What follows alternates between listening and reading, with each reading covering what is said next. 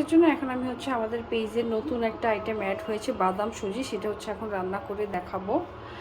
আর এটা হচ্ছে আয়রন বাদাম সুজি, এখানে বিভিন্ন রকমের বাদাম আর হচ্ছে বিন্নি চাল ইউজ করা হয়েছে। এটা রান্না করার পর এটার মানে কালারটা হবে লাল। আমি একদমই রান্না করে দেখাচ্ছি আপনাদের।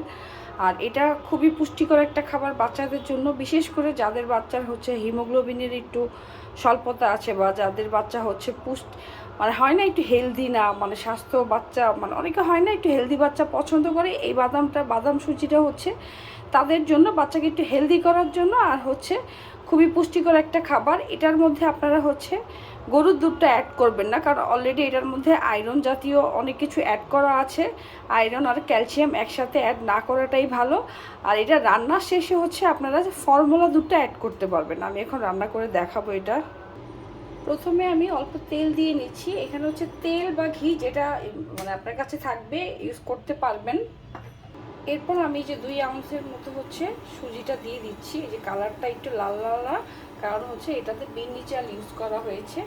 দিয়ে এটাকে হচ্ছে নাড়া দিব। এটা হচ্ছে অ্যাজ লাইক আমরা যেভাবে সুজি রান্না করি না, সুজির হালুয়া, সেম ওইটাই।